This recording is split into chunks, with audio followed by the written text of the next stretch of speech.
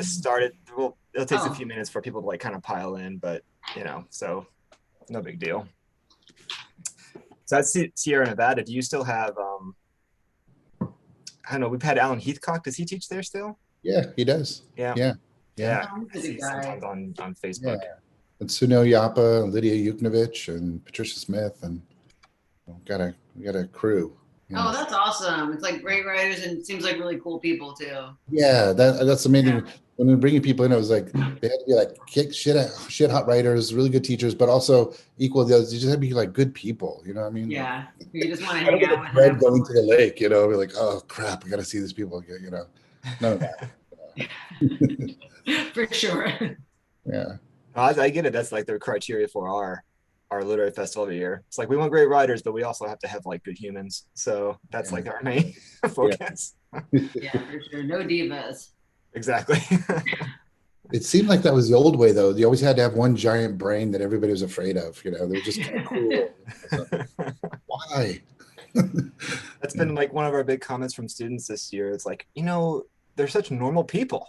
And I was like, what did you think writers were? Did you think they were like aliens or something? Oh, okay. So we'll probably get started in just a few seconds here. We'll start off with some bios, and then we'll have a little conversation. So, did you guys get questions? They're really big and broad, those questions I send. So Yeah. we don't have to like Oh, try they to were cover great. everything. Okay, let's see here. Okay, so I think we can get started here. We have people still coming in the door, and I appreciate everybody who shows up every week. We once again have kind of a loyal band of followers who come every week, and I really appreciate that. But if you're new to our reading series, just to kind of give some guidelines about what we're doing for the next hour, and what your part in that is that we'll begin with some introductions and a conversation with the writers about their work, and then they will each read to us for about 10 or 15 minutes from their work, and then we'll have a Q&A. And so for you guys, we have, you're probably used to Planet Zoom, but we have a chat here, which you shouldn't be afraid to use. People have been chiming in on the chat every week and kind of just talking about how the words of the writers affect them, or what it reminds them of, or ask questions or comment on things that they are enjoying. So feel free to participate in the reading. But we also have a Q&A Dropbox. So anytime throughout the reading, go ahead and ask a question. And at the end of the reading for about 15 minutes, we'll try to cover as many of the questions as we can. And they'd be happy to answer anything that you have about writing, the writing life, their work. So feel free and don't be shy. But I want to first start off with some introductions. Today, we have two great writers joining us. We have Molly Antipole, whose debut collection of stories called The Un-Americans won the New York Public Library's Young Lions Fiction Award and was a National Book Foundation 5 Under 35 honoree. The book was longlisted for the National Book Award and a finalist for the Penn Robert W. Bingham Prize, the Barnes & Noble Discover Award, the National Jewish Book Award, and California Book Award. It was published in over 7 countries and appeared on over a dozen best-of lists. Her writing has appeared in the New York Times, Wall Street Journal, Granta, One Story, Swanee, as well as in the O. Henry Prize and Pushcart Prize anthologies. She's the recent recipient of fellowships from the Radcliffe Institute at Harvard, the American Academy in Berlin, the American Library in Paris, and Stanford University, where she was a Wallace Stegner Fellow and has taught in their creative writing program since 2008. She was a visiting lecturer at creative writing at Harvard and a visiting professor at the Bichner Center for Writers. She's at work on a novel, which will be published by Norton. And joining her is Brian Turner, who is the author of 2 poetry collections, Phantom Noise and Here Bullet, which won the 2005 Beatrice Hawley Award, the New York Times Editor Choice Selection, and 2006 Penn Center USA Best in the West Award, the 2007 Poets Prize, and others. In addition to his poetry, he is the author of a memoir entitled My Life as a Foreign Country, as well as an editor of the anthology The Kiss, a diverse collection of essays, stories, poems, and graphic memoirs. Turner's work has been published in the National Geographic, the New York Times, Poetry Daily, Harper's Magazine, and other journals. He earned an MFA from the University of Oregon before serving for 7 years in the U.S. Army, where he was deployed as an infantry team leader for a year in Iraq with the 3rd Stryker Brigade Combat Team 2nd Infantry Division. Turner has been awarded a United States Artist Fellowship, an NEA fellowship, and currently directs the MFA program at Sierra Nevada College. So I just want to thank you guys for coming. And you guys were supposed to be here last year, and everything was set to go. And then a week before you guys came, the pandemic arrived. So I'm just glad we're able to rebook you guys and have you guys join us, even if it's online. So thank you guys for making time for us. Yeah, thanks for having us. Absolutely. Yeah. I was curious about, just starting off the conversation, the similarities in your guys' work. Obviously, they're very different, but they're also similar in terms of some of the themes.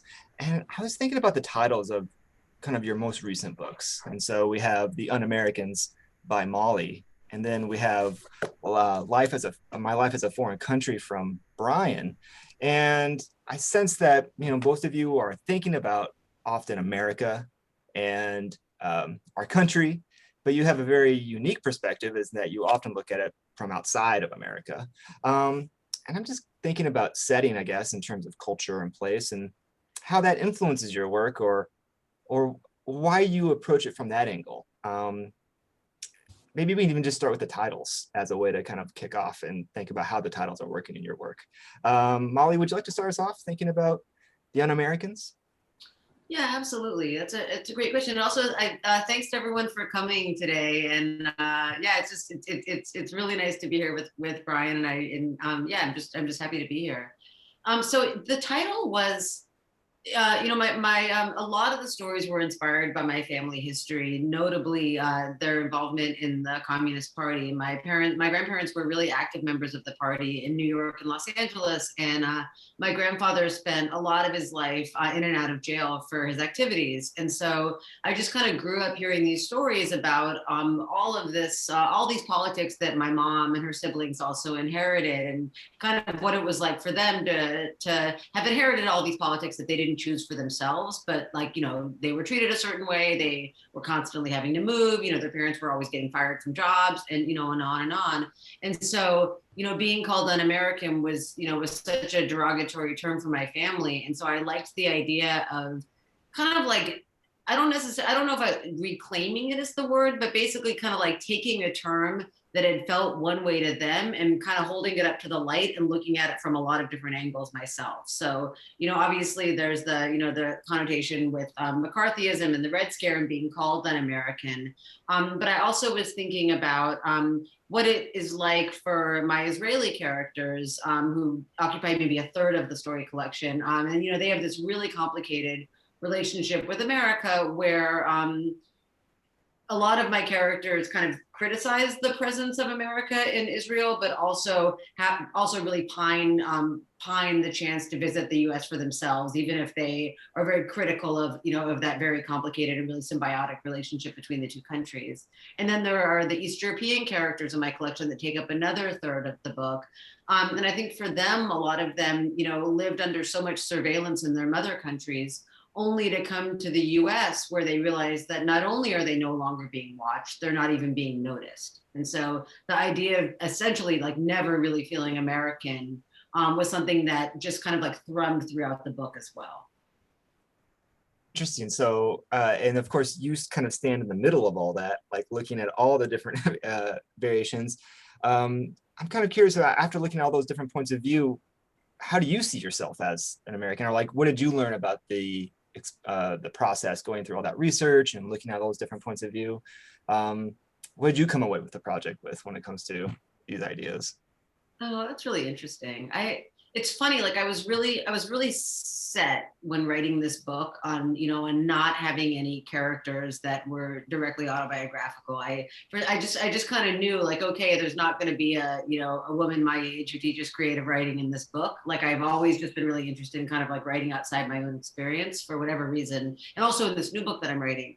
But I feel like, in a way, like writing outside of my own experience and not exploring my own direct connection to the US. And, in the other places that I'm writing about, I have a lot of family in Israel, and I spend, a lot of time there and have lived there a lot. And the East European stories are also really, really directly inspired by other relatives, in my own family history. So it all kind of felt like the more out that I looked, the more outward I looked in a way, like the more autobiographical the stories became, because they really captured all of the things that I was obsessed with and questioning during the time that I was writing them. And it felt like I could explore maybe like scarier or more complicated topics, including like my relationship to, to politics and history and all of that, by looking at them from a side lens and looking at it through the perspective of, an older male narrator or or a much older female narrator. Oh, very cool.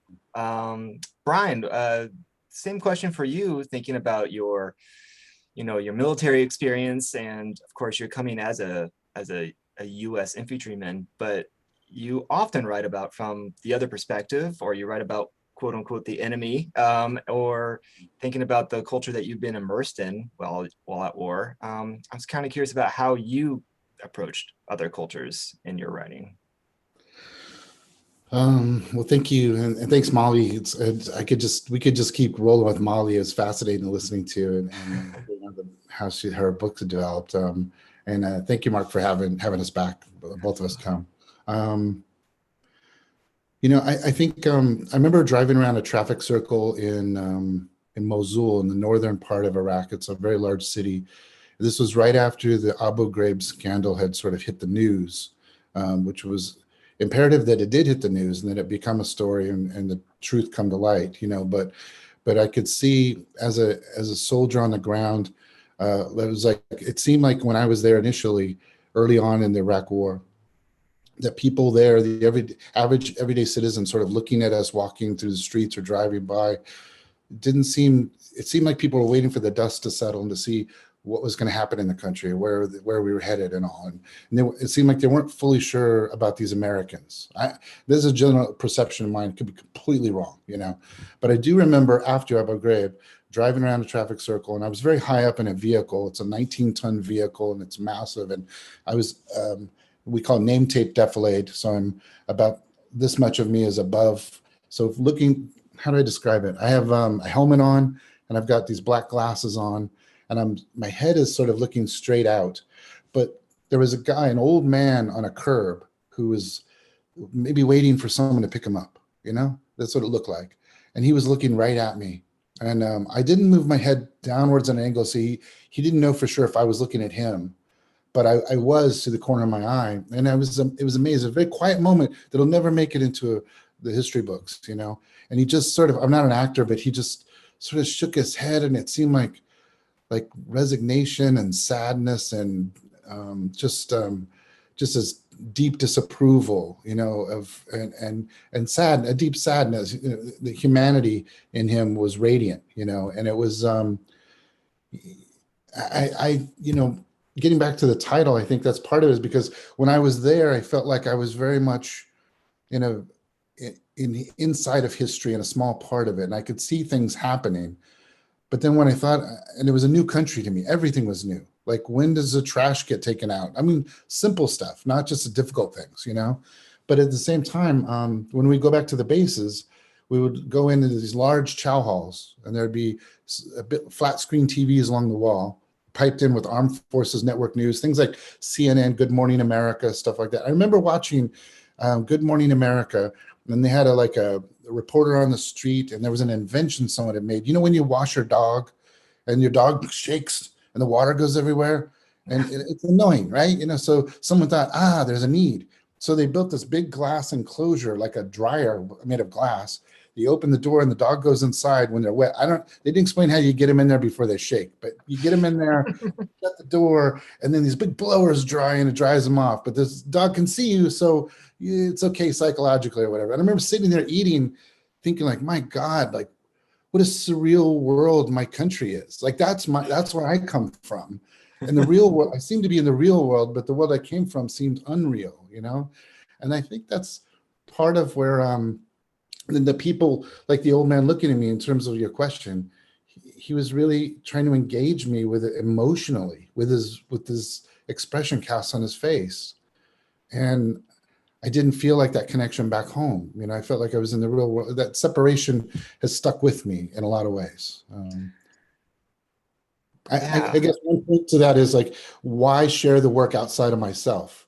And that is part of the reason I share it is because if we can fall in love with people who live in countries that are not not, you know, people in other countries, then maybe we won't kill them as often.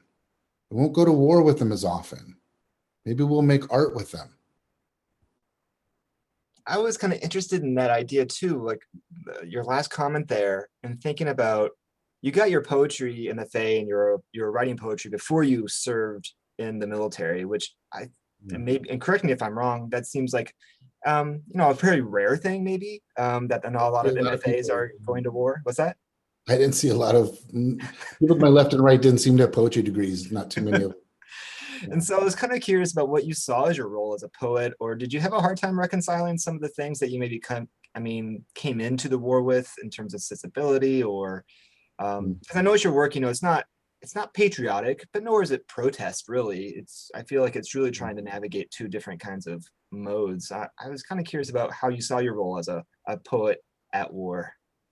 Well, I learned something early on, and that's that I initially, my first book, I had a quote from George Bush, former President Bush, after there was a suicide, then there was a section break. And then a quote from him that said, this war, this crusade on terror, or this war on terror is going to last a while, which that promise has been kept. We've kept that promise as a nation, by the way. But I took that out at the suggestion of a very savvy editor. And it's a lesson I'm still trying to learn, which is like, I'm pretty passionate about some political things. And I really want to start a good fire to try to create friendships across the globe, you know? And so, but in order to do that, what I need to do is the preacher in me I have to throttle back on the, you know, take back that approach a bit. So I took that out, for example, because otherwise I would oftentimes be preaching to the choir through my work. But that does nothing really. I really need to engage folks who may be in disagreement with me. And I think the best way to do it for myself too is not to think on the political and the rhetorical level as much as to get down into the messy human experiences. And then we all have to kind of feel them. And that's what art does, I think, oftentimes. And then rather than a political rant or a poetry of rant, then we can come out of that messy stew of the humanist and question again, maybe, I hope, the beliefs we have. Yeah, I like that idea. And, you know, Molly, you've already mentioned it, right? Like the Communist Party coming to America, how they were, you know, persecuted in various ways. And I'm curious about how you kind of balance politics with the personal and what you feel like your responsibility is without becoming, as Brian said, kind of like preachy about it, right? That's always a risk. I was kind of curious how you balance politics in your work. Yeah, I mean, I think I feel like I just really agree with Brian on it, and I think also I've always just bucked against that capital P political fiction because I just feel like it's invoking a moral certitude that doesn't feel true to fiction and to literature. Like I feel like it just like as a person and as a reader and as a writer, like I'm just really interested in those gray areas, and so. You know, the idea of kind of getting away good and bad and like you know, and so I think that there's a way where I feel like I really need to understand the political lives of my characters to know how they function as people, right? I mean, it's the same way of like understanding their history and their backstory and, you know, and all of that, like, especially when I'm, you know, doing kind of research-based writing, you know, which I really like to do. I mean, there's that feeling of just trying to you know, to interview, you know, I like to interview people. I like to, I do a lot of archival work. You know, obviously, you know, read as much as I can and try to visit the places that I can. And then it's kind of like learning about the politics and the history and the culture and all of these forces that influence them as people, because it just kind of, I don't know how to separate that. But then there's that feeling of learning about, you know, sort of like really trying to understand the politics and the history and all of that as much as I can, kind of exhaustively, and then just shucking away probably 95% of it. Oh, no, I think you might have frozen up there, Molly.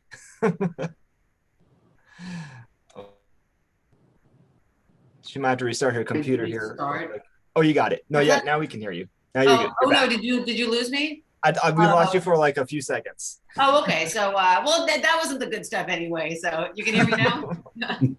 But yeah, I think there's just that feeling of like if I start with a political idea, that's when I feel like I might be standing on my soapbox, and I just need to kind of knock myself off that box. And so, really, for me, because that's just not what I would want to read myself. And so, for me, it's just really, really trying to understand like these forces that influence the characters and thinking about and just thinking about how they tick because of that. And I wrote down something that Brian said, because I just really agreed with it, that it's this idea of like when he was describing that like that really quiet moment of humanity that will never make it into the history books. And I think that that's kind of the goal, right? Like it's sort of the things that it's doing all the research and trying to learn as much as you can about something, like from my writing process, and then kind of searching for that place that didn't actually exist in the history of books. And that's where the invention kind of comes in those quiet moments. Oh, that's really great. I love that idea. Very cool.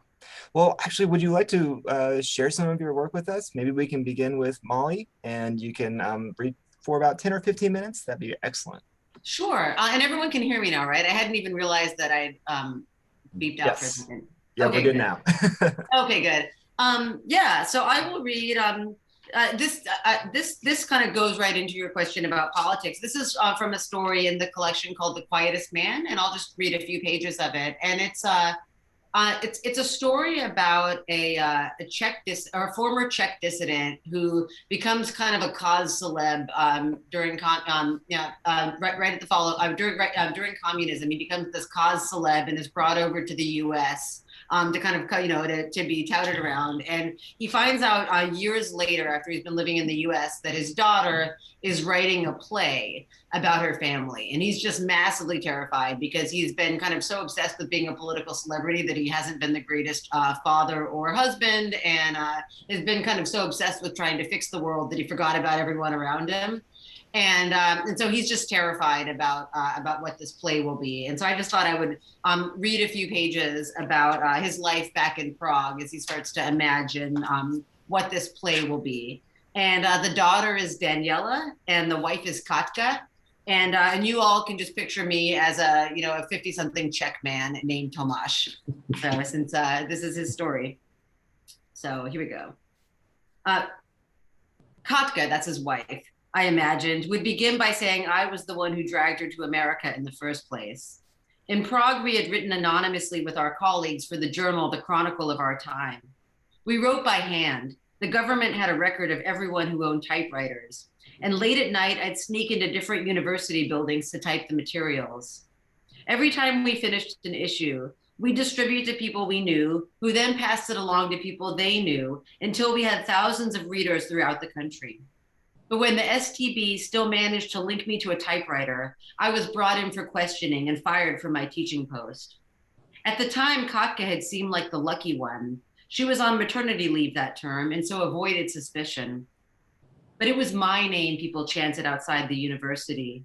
It was my name that made international headlines and reached the desk of Saul Sandalowski, the American professor who campaigned to get me a visa and a teaching job to avoid imprisonment. She'd tell Daniela about packing our entire flat in 3 days before boarding the long flight to the States. She'd talk about the brick faculty apartment that awaited us in Vermont, boxy and carpeted and new, 1,000,000 times nicer than our flat on Boryova Street, but dimly quiet without our friends crowded around the living room, chatting away the evening. She'd talk about how my assistant professor's salary barely covered our rent, and she'd talk about working the early morning shift as a janitor at the college, mopping the same mahogany classrooms I lectured in, emptying the garbage can full of my students' crumpled napkins and paper coffee cups. Katka came from a long line of intellectuals. She was the one who was supposed to be offered a professorship in America. I remember meeting Katka back in university and trying to impress her with my big ideas, only to realize the political books I was reading for the first time were the ones she had already dissected and gleaned an understanding of years ago. There was something so exciting, almost romantic, about watching this brawny college girl reduce my ideas to a lumpy pile of porridge. making me feel not like a rising star at the university, but what I really was deep down, a skinny kid from a family of uneducated dairy farmers. A big part of me had always believed I was destined to ride her coattails. I could see how hard the move to Vermont was on her. I could see it in the way she closed into herself when I dragged her to cocktail hour at the provost's house. The way even meeting me for a quick lunch before class made her anxious. The woman who had once protested outside party headquarters was suddenly afraid to order at the campus sandwich shop because she didn't understand the menu. At this point, Katka would say the transition would have been difficult no matter what, but that I certainly didn't help. She'd say even when I was home, I wasn't really there. At the dinner table or lifting a crying Daniela from her crib, I always seemed to be silently working on another essay. How I ducked into my study at every possible moment, how birthdays and anniversaries slipped into a murky, irretrievable place in my mind, but how I never seemed to forget the dates of Sal Sandalowski's dinner parties. And she would be right. But those dinners, Saul with his floppy, wheat-colored hair and shirt sleeves rolled to his elbows, clamping a hand on my shoulder as he led me inside. His stone house on Seminary Road, so mazy and grand I always got lost looking for the bathroom. I was the honored guest, the man with the stories scholars and journalists and philanthropists wanted to hear. And so, over glasses of Borello, I told them about the two STB officials waiting outside the political science department. Tomasz Novak when it said, and I had said, "Why do you need to know?" And they dragged me into a black service car. It was late April, sunny but cold, and as we pulled away from the curb, I saw people outside the university, staring away or feigning conversation so they wouldn't be witnesses. In the headquarters, the officials led me down a long hallway into a windowless room with white walls and a steel desk with a green-eyed, round-faced man behind it. He calmly asked me to name the other writers involved in the journal. I refused. He asked again. He asked again and again, so many times that the hours began to blur and I couldn't tell if we'd entered the next day. All over Czechoslovakia, writers were breaking down and naming names. But did they really believe sleep deprivation would crack a father with a newborn, I said to Saul's guests? Though I remembered the moment I'd started to cry, sitting in that hard-backed chair as I recalled stories of people brought in for questioning and never heard from again. The lights were bright and one of the chair legs was shorter than the others, so I felt as if I was perpetually sliding off. And every time I nodded into sleep, the man would slam his desk drawer shut, jolting me awake. But I continued to refuse. And when one of Saul's guests would ask where that bravery came from, as someone always did, I'd tell them we all had a reserve for when we needed it most. I believed that, though sometimes I wondered if I could ever depend on it again. When I was finally released, word spread and I became famous among other writers. They called me the quietest man. Yet as I circulated Saul's living room, with Brubeck on the stereo and little salmon crudités being passed around, I understood I could finally name the names of the Chronicle writers without consequence.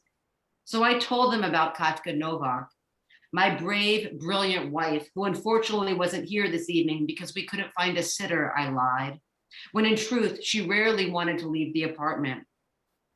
My wife who, for the 4 days I remained quiet in the interrogation room, was anything but. With a newborn on her hip, she led rallies outside the university, marching through Nove Mesto and up to a podium in Wenceslas Square.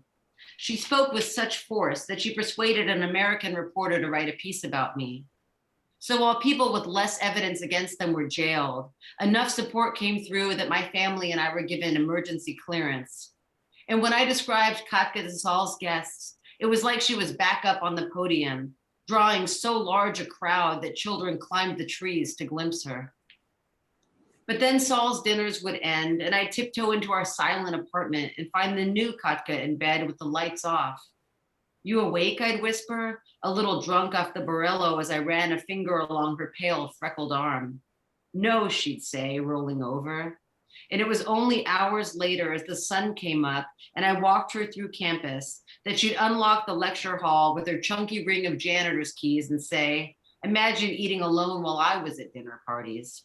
That's how Katka was. She'd pick up a conversation I thought had ended eons ago without ever reintroducing the topic. I'm not saying we go home. I know we can't, she'd say, but maybe New York. Somewhere, she said, with people like us. Somewhere that didn't feel like the edge of the earth. But before I could answer, the first students of the day would breeze past us as if we were no more significant than the chalkboards and long wooden desks that filled the room. Katka continued to push the idea of moving to New York, but things were changing for me at work, and fast. Katka said I was being selfish. I told her I was working hard for all of us. She said I owed it to our daughter to be home more, that if I didn't consider her feelings, she'd leave me and take Daniela to stay with her cousin in Queens. I begged her not to, but there was a secret part of me that wanted her to go, that longed to be free from the responsibility of my family. I wasn't ready to leave Vermont, not when I felt my life there opening up, wider and wider.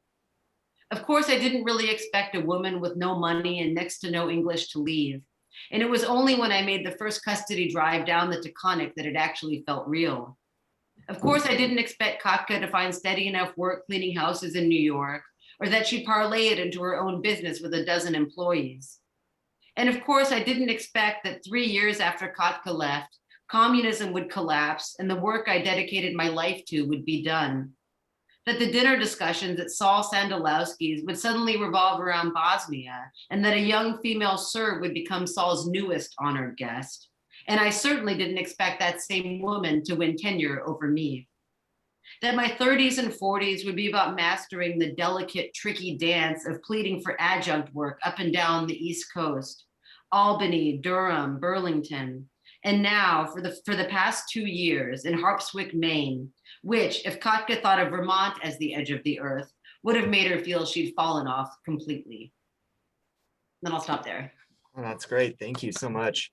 I think that's a great passage for you to read because it does feel like that is a common theme in your work.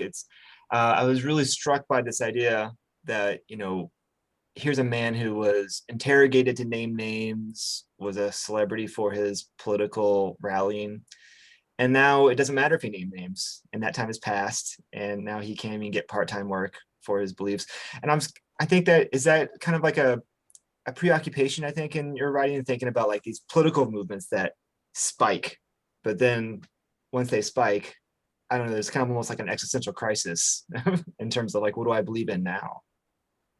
Yeah, that is really interesting to me. I mean, I'm sure part of it just comes from it happening a lot with my family, but then it's also just always been really interesting to me, like the idea of what if you dedicate your entire life to something that loses relevance or significance in the course of world events, and then you're stuck wondering what you're supposed to do with yourself after that. And what felt really interesting to me about this character is that he has this he's like really embarrassed by it, but he really has this sense of nostalgia for this incredibly bleak time where he and his family suffered. And he's nostalgic for it because he held a significant place in it and he felt like he was important. And so, oh no, there's a pause again. Because did you like the idea of romanticizing dark moments in history? Because you felt needed or you felt significant, and it feels really interesting to me. Oh, awesome. I think that's a common concern with writers too, right? It's like, there's some writers that like are really, or artists that are like, you really hit the spotlight and then kind of get forgotten, but then come back a little bit when you there's a cycle to these things. That's so great, Molly. Thank you so much. Brian, would you like to share some of your work for this? Sure. I loved hearing from Molly's book. I think, and can you hear me pretty well? Okay. I think I'll read two short passages and we'll see how it goes. One is kind of an example of a specific example, and then one is kind of a blur of many of these specifics. Maybe it'll make sense as I read. Sergeant Zapata wore headphones connected to the mine detector in his hands, which hovered 2 or 3 inches over the soil, reflecting the moonlight falling through the bare trees of the orchard. His squad automatic weapons gunner, Lou, pulled security as a mine detector swept from right to left and back again, pausing here and there as Zapata listened for all that might be buried in the earth. Lou stood with a small foldable shovel in one hand and the barrel of his weapon pointed up at the planet Mars. He mulled over which type of bumper to buy for the 67 Shelby he had stored in the garage of his parents' home back in San Francisco. I was in the animal stall with the prisoners, all the men from the adjacent farmhouses who were of military age. We'd cinched their hands behind their backs, the flex cups binding their wrists together, pulled sandbags over their heads. We'd walked them in a silent line from their homes and across the dirt courtyard. The women and children were gathered together in one of the front rooms of the biggest house, given blankets to keep themselves warm, a guard standing in the doorway to watch over them as their homes were thoroughly searched. In the animal stall, each man was separated a few paces from the other prisoners and made to place the instep of one foot over the heel of the opposite leg before being guided down into a kneeling position in the loose straw at the center of the enclosure. The morning call to Azan wouldn't happen for another 2 or 3 hours. For now, we leaned in close to the hooded men and whispered into their ears the words we most wanted to hear from them. "How'll win, motherfucker? How'll win?" The sergeant to my right was stuck on repeat, circling a prisoner. "You know, don't you? Yeah, you know. You know. I know you fucking know, squirrely little bastard. But it's all right. All you gotta do is tell. Tell us what you know."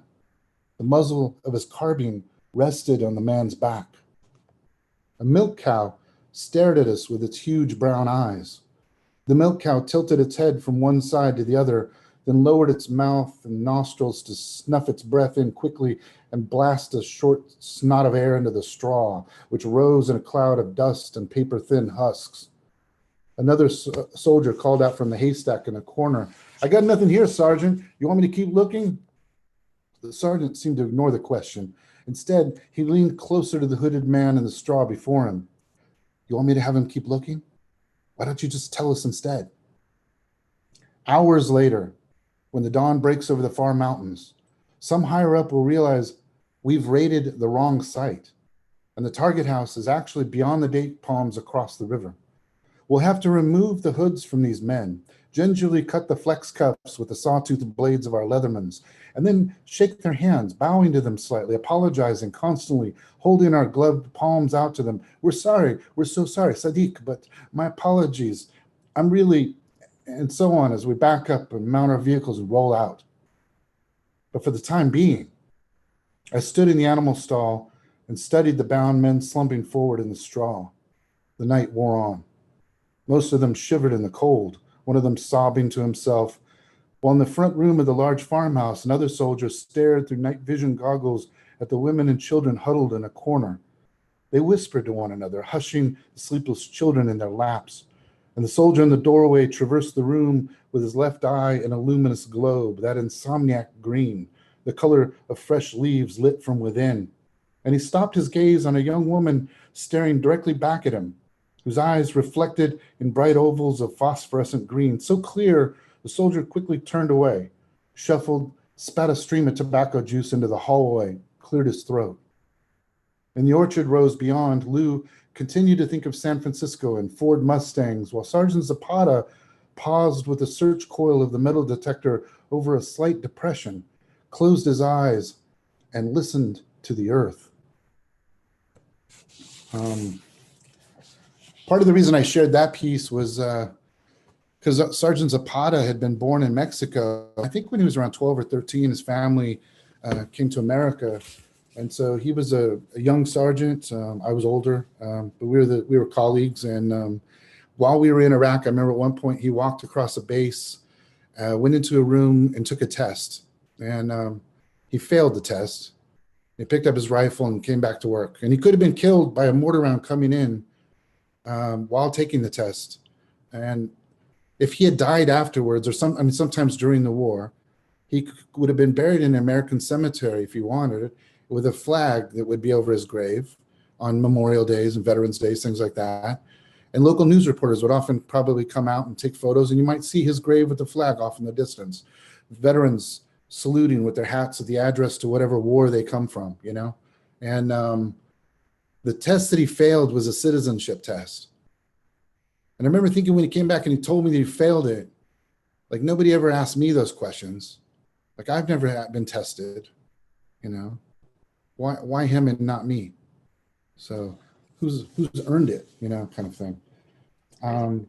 Maybe I was going to read a longer passage, but I think I'll read maybe a shorter poem. I'll read a poem that I wrote. It's the last poem that I wrote when I was in Iraq.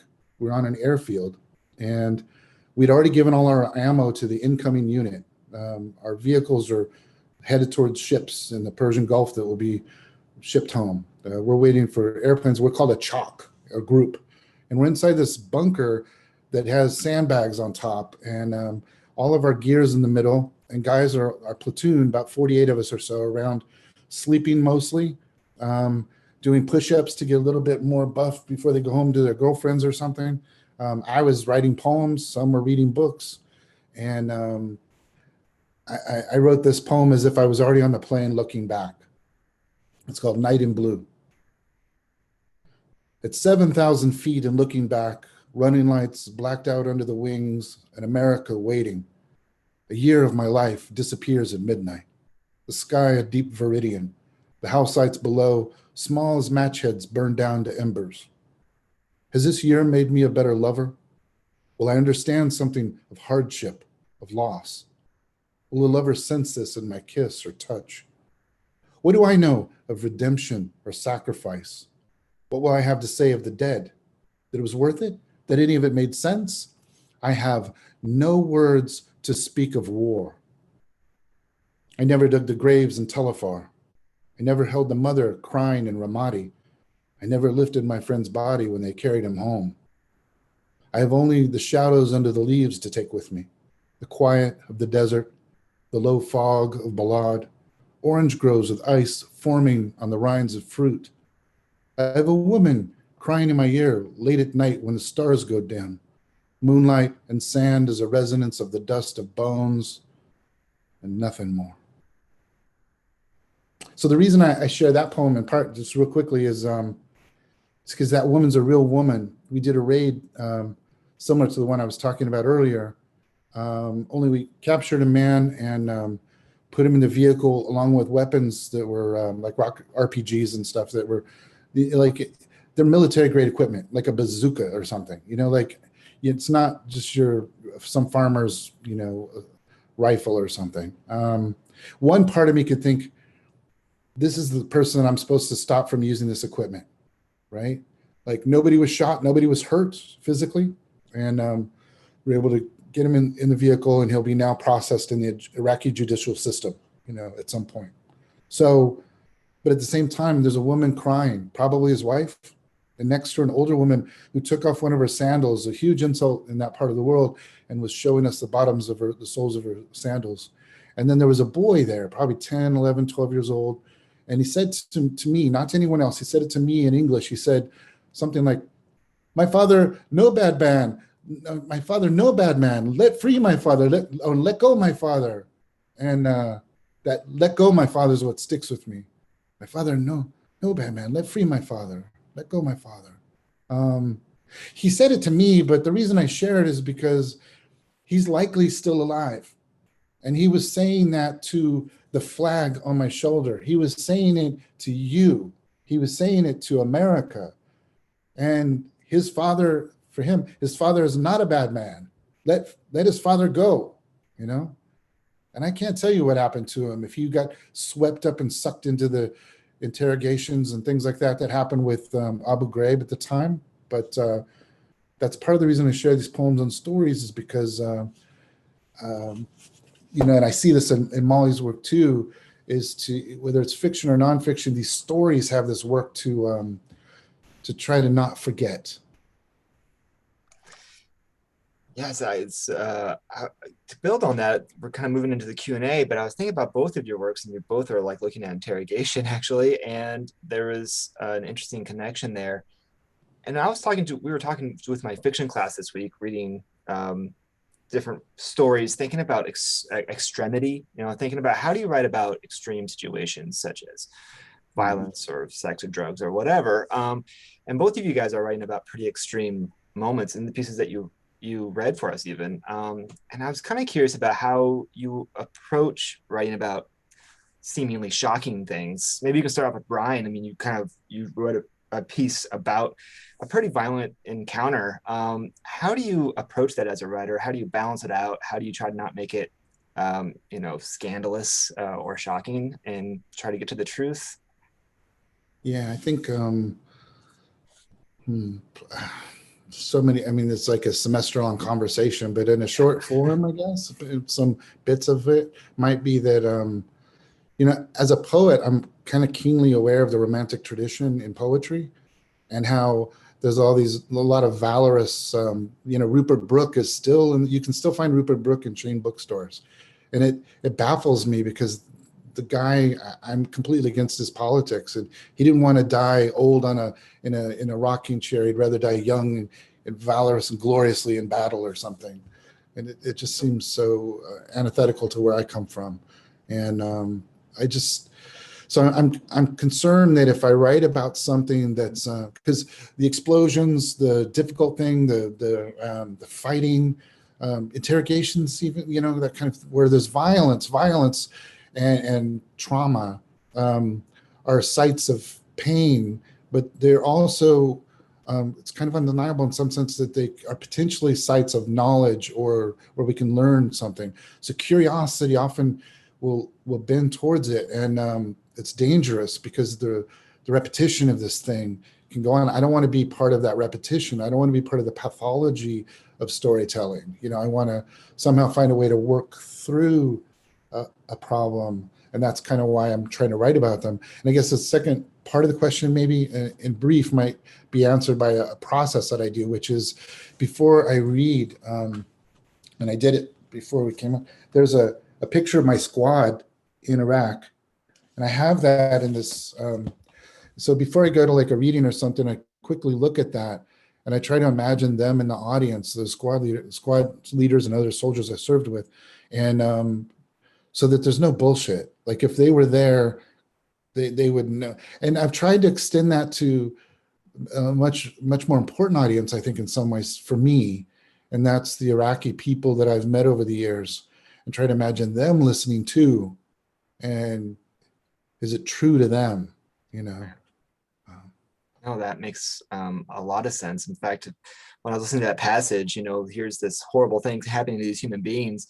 And then you spend a lot of time just looking at a cow who's in the distance. And that juxtaposition of like something very normal happening next to something very extreme was like disturbing, and I thought that was really brilliant.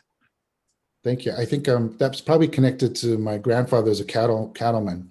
And so it probably caught my eye that there was a cow in where we were and stuff. So, right. And there's something about nature, something from the natural. Well, I think it's a classic move probably now. I have never thought about this, but it's probably a classic trope is to have nature sort of judge. Yeah. Watching, As they're being dehumanized. Yeah, absolutely. Amal, you the same way. You write about war often in your collection, and you talk about extreme politics and extreme action and war scenes. I'm kind of curious about how you approached writing about like big topics so that they don't overwhelm the story. I love Brian's answer. No bullshit. That's just, I think that's really what it is. And I have kind of a similar thing where, especially because I'm working a lot with oral.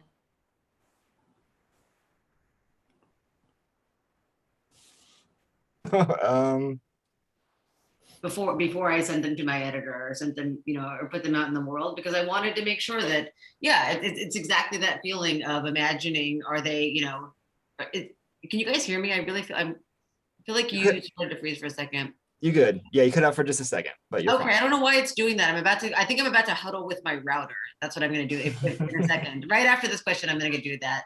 But I think that, it's that same thing of just kind of imagining, okay, here are the people I'm writing about and the people who have trusted me with their stories, and let me imagine them in the audience and how to just kind of be as true as possible. And I think that whenever I'm writing a story, the goal really is, how do I make the imagined feel authentic, and how do I make even something that I've completely made up read as if it could be memoir? And that's always the goal. And I think that when I'm, memoir not coming from me, but memoir coming from the person I'm writing about. And so I think that that when I'm writing, and I'm finding this like more and more like as I just kind of go on in life, I just want the writing to be invisible. Like, I feel like I want to, like, obviously I'm thinking about poetic compression, and I'm thinking about like how to, I'm thinking a lot about the language, but I just want to do away with anything that feels flashy or showy, and feels like it's there for me to feel like I'm trying to like dazzle anyone, like doing any, like, I don't want to do any jazz hands, I just want to like try to tell the story as like, yeah, of course I'm thinking about rhythm, and I'm thinking about cadence, and I'm thinking about how to compress things as much, but just a way where I can kind of like leave myself as the writer out of the experience and just let the stories really stand on their own. And that to me means doing away with things that feel kind of flashier or kind of arty for art's sake. And I just want the stories to kind of feel as spare and as honest as possible. Oh, awesome. Yeah, we have actually a follow-up from the audience saying like violent language and violence is going to be involved in writing. Are there moments when you feel like maybe on the opposite end that you have to scale back or censor yourself maybe a little bit just to appeal to a wider audience? Like, here's the reality, here's the truth, and it was way more gruesome than I'm going to write about, but I feel like I need to scale it back just to make it palatable. Do you guys ever worry about doing that, or does that ever go through your head in the process? Maybe you can start with Brian. What do you think?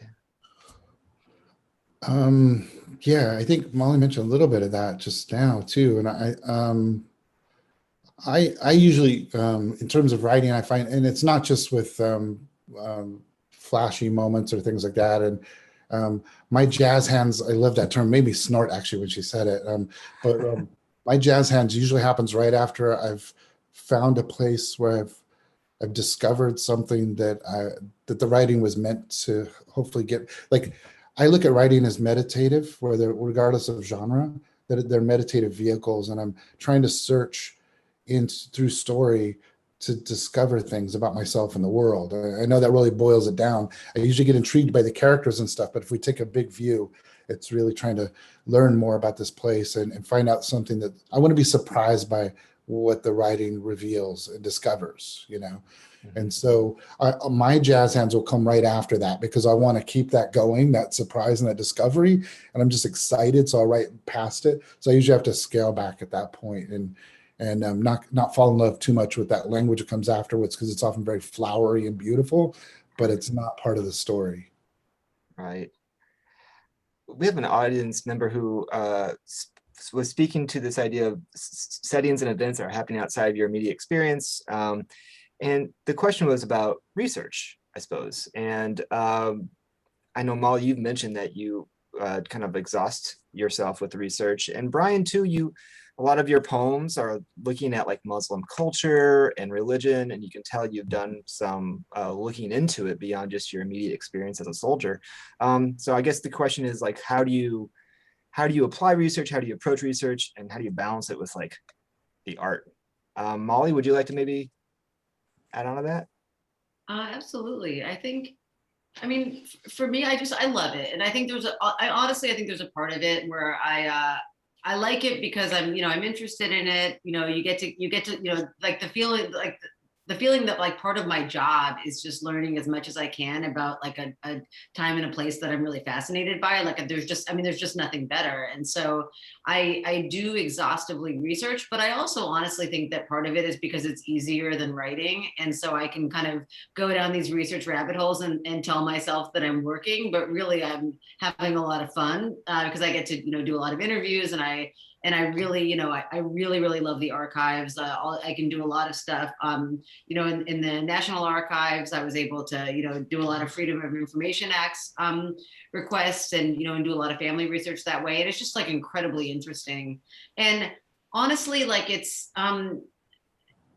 I hear some people say, oh, well, why do you need to do that? Like, do you really need to know what the weather was, on June 4th, 1972, or what car somebody drove then? And I think, well, yeah, like maybe you don't need to know that, but of course we need to understand the historical and, and social forces that influence people. Like how could I not spend time just trying to understand a time and place as well as I can? In order to kind of figure out what drives my characters and like what would matter to them. And then, it almost always goes away, and it can feel really painful to do this much research, and especially with oral histories and doing interviews, I feel really bad sometimes when not all of it goes in.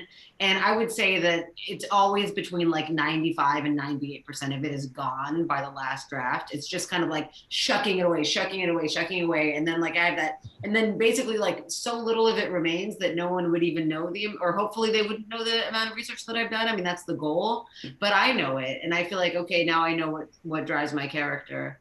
And then I have another file. I have like a couple of separate, like really pathetic files on my desktop.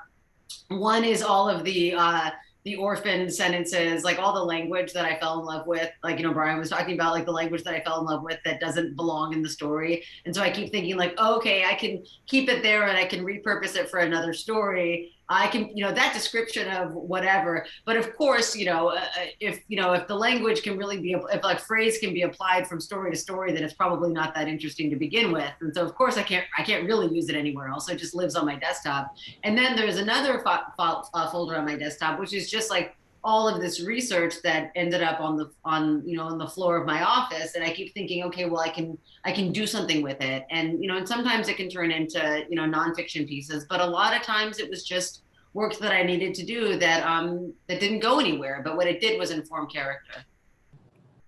So it wasn't useless. It wasn't a waste. It wasn't useless, although it might look useless, but it was actually, I just can't imagine doing it any other way. Like I don't see the point, I guess, of writing about things that I haven't spent a lot of time really caring about and trying to understand from a lot of angles, because I feel like the point of it is to just kind of like really get inside it and really understand it. And so I just can't imagine doing it in any other way, even if it would be like, even if it would take less time.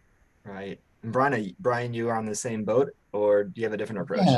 Yeah, no, a lot of that rang true for me too in so many ways. My grandfather, when I was about 7, I was in his kitchen, and he was a Marine in World War II. And I knew the story, I'd heard it somewhere, but never from him, that he killed a Japanese officer with this machete. So when I was 7, he didn't say a word about it. He just stood there and handed it to me like a sacred object. And then I held it in my hands for a few moments, and then I handed it back to him, and then he put it away. And he never talked about it with me. And so fast forward decades later, I've come back from war and I'm trying to write this memoir, but at this point, dementia has taken over and I have no access to him, and I can't ask him the questions I always wanted to ask. But that moment was pivotal, as I can see now, as part of the construction of my own idea of what it meant to be a man or something, or in our culture or something. And so trying to figure that out which is part of the reason the memoir. I read the unit history that was written about 4 years after they came back. Happened on Bougainville, an island in the Solomons. I didn't have the dough to get out there to see the place. I would have loved to go there, but I needed to know, so I'm at, 12, 2 in the morning, I'm reading PhD dissertations on the soil samples of the beach where they would have landed, because I was trying to figure out that time of year when the ramp came down and he stepped on it, would his feet sink in the ground? Was it a firm beach? Was it tangled with roots and stuff? What are the flora and fauna like? What's the acoustic space sound like? So I had to find out what kind of birds and animals are there, like a drongo, which is a cool name. I know, that sounds like a made up bird, and then I wanted to know, what do they sound like? So all of this ends up being in a 1.5 page vignette that's in the book, but where a Bougainville monarch lands on one of their shoulders. And there's only a couple things that show up from all, from the research that goes into it, but in a smaller scaled version of what Molly's talking about. And I went to Poland for a poem, because I had heard about these dunes, the Słowińskie National Dunes, where the winds blow in, and these dunes are very high, 43 meters or so at the peak, and there's an inland forest behind them. And over the years and decades or centuries, the dunes move inland and they overtake the forest, and the trees bend. And then as the dunes go past, they come back up, but sort of skeletal and changed. And I'd read that description before, and I was like, my God, I got to go there and just be there and see this. And of course, then it connected to a poem called The Discotheque, which is about a place, a connex where they tortured people on a base where I was at, where I used to hand over prisoners to the MPs, and then some of them would be tortured in that building. So that's that travel to sort of engage the world is kind of part of it. Yeah. It's a privilege to be able to do that kind of stuff. Sometimes we don't have the privilege to do that. Can't afford to go or not able to. So I try to find other ways to do it when that's the case. Yeah. Oh, it's like a primary research a little bit more. Exactly. Very cool. So we have maybe two more questions we can cover before we take off. One is, well, it's kind of like a combination of two questions. One is thinking about like, is it important to have like a moral stance in fiction, which connects to maybe another question in our chat that says, is thinking about maybe war and thinking about, do you think the inclusion of a specific stance on war or politics can take away from the art? Like an anti-war, like an overtly anti-war movie or something. Do you think that hurts the art, or do you think that it's imperative that we do include those moral stances? What do you think? Well, maybe we'll start with Brian, and then we'll move to Molly. It's kind of hard to answer because I don't really think in those terms when I'm writing. I'm like we often talk about war like this big subject, like it's a chapter in a book or something, like in a history book. And that's the thing. Like I've often said over the years, the cover of my first book has me on the cover in uniform. It's around here somewhere. That's me in Iraq, right? And so I'm in uniform there, standing in the desert. But and you look through the poems and you can see the accoutrements of war. You can see there's explosions, there's people that die in the book, and there's tanks and helicopters and things like that. But it's not about that. It's not about patriotism. It's not about flags. It's not about nationalism or which side you're on. It's none of that stuff. All of that stuff is the landscape. That's terrain. The actual subject of the book is love and loss. And I think when stories about war or violence, when they stray from the taproot that goes into the water source of love and loss, when they stray from that, it becomes like pornography or something that's unhealthy, Right. Yeah. I love that comparison. That's a really interesting way to look at it. Molly, do you have some thoughts on terms of like lessons to learn from fiction versus maybe it coming off as propaganda or something? What do you think? Yeah, I mean, for myself as a reader and a writer, yeah, I'm not into it when I feel like I get the sense of sort of like the morals standing behind it with fiction. I think that for me, I like, it's hard, right? I mean, I worry about this. I was worrying about this morning about this question this morning when I was working on my novel. Like, there's always, because of course, like we all have our own politics, and if you're writing about politics and writing about really charged events and times in history, like there is a sense, like there is a question of like how do you write about these things. And for me, it's been this feeling of, okay, well, why don't I just kind of stick with character and make it, and like if I always think about character rather than thinking like, a lot of similar to what Brian was talking about, like sort of like here's the political tapestry, okay, so that's happening, there's the landscape, but if I kind of stick with character, then I can really stay within those gray areas that are a lot more interesting to me than anything that feels more certain. But I should say, like, that's for me as a writer, that's something that I deal with a lot, or I think about a lot. But a lot of the writers I really admire are political. James Baldwin was political. Grace Paley was political. So there's a sense that it's something that that I'm wrestling with, but I don't think that there's kind of like one answer for it. I love that you mentioned Grace Paley. She's one of my favorite writers, and your work reminds me a lot of her work, where it's clearly political, but it's way more gray area than any kind of like polemic. And this leads into our last question, I guess, is thinking about influences. So if you're going to write, teach a class maybe, and on what your preoccupation is as a writer, what are some key works that you would maybe include on the syllabus there? Molly already mentioned a couple writers. Do you have a couple other influences that you have, Molly? Yeah, I'm trying.